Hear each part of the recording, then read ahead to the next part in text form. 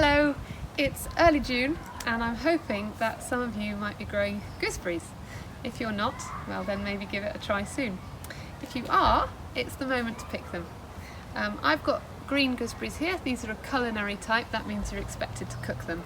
And they never get that sweet, so I wouldn't bite into them raw. I've got about 400 grams here and I'm going to make Gooseberry Fool, which I just think is the most delicious thing. I know I say that about everything. So what you will need is your gooseberries. Now you might notice that I haven't top and tailed them. They are just as they came off the bush. You see? This little thing's the remainder of the flower. There's a tiny little bit stalky end there. It's really not a problem. So I've got about 400 grams. You can scale the recipe up. You will need something to sweeten them because they're really sour. So I keep bees, so I've got a lovely supply of honey. I'm going to use honey as my sweetener, but equally you could use sugar. I'd probably go for a white sugar rather than a brown, just because the brown sugars, the flavour can be a little bit overpowering. You'll need double cream. I haven't got organic there, but I would normally, so do try to use organic if you can. And I am going to put in an optional egg as well, but you can leave that out, so if you haven't got an egg it doesn't matter. Another optional ingredient is some natural yoghurt, which we might put in as well. Okay. I'm going to go and stew these in a saucepan with a little bit of water and honey.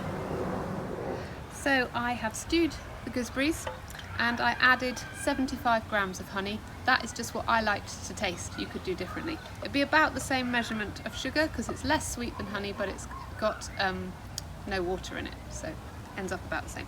Anyway, do it to your taste. I'm going to admit it looks revolting at this stage. A kind of sludgy green. We'll live with that. I've whipped the cream to the soft or firm peak stage, and I've beaten the egg white as well. Exactly that. Both of them so that they would stand up if you put a fork in or a whisk. They would stand up when you took the fork away. So all we've got to do now is mix things together. So first thing I'm going to do is put in my sludgy gooseberries. Now I just mashed these up with a potato masher. If you've got someone in your family who's a bit funny about texture and you still want to introduce them to gooseberries, just whiz it up. If you've got a whizzer, not a problem, do what you like. Next I'm going to pop in the cream.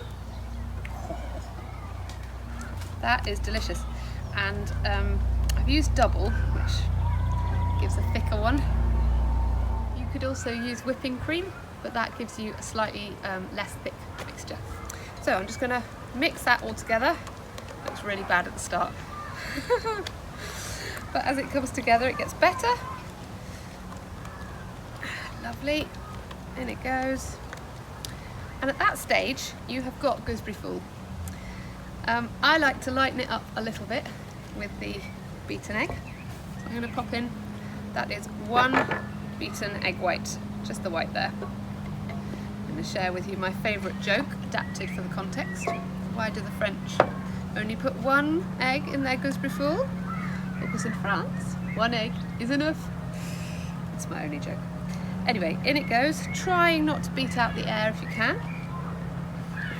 And because eggs are fantastic, I'm going to put in the yolk as well. And I've just kept it under its shell so it didn't go all kind of a hard edge on it. That's just my egg yolk. In it goes. And mix it in. It does slightly improve the colour too. And then last of all, if you want to, put in some natural yoghurt. I'm going to do it because I'm always got half an eye on the health, particularly of my teenagers who are fruit and vegetable dodgers. There we go, absolutely lovely. Kind of want to taste it. Oh wow, that's amazing. So I'm going to pop it into individual ones, little pots like that. And this mixture is going to make about 6 of these.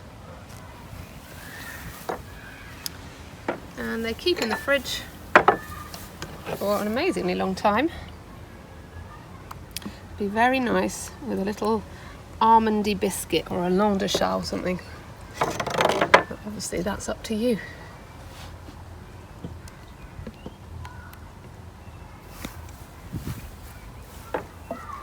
Now my last thing to say is that this recipe is infinitely adaptable, and that's my favourite sort of recipe. So just use whatever's in season, whatever's in your garden or in the greengrocer. So today it was gooseberries. I could equally have done it with raspberries, just got a handful from the garden there. Could have done it with strawberries, you can cook those, delicious. Rhubarb, blackberries, black currants, oh that one's fantastic.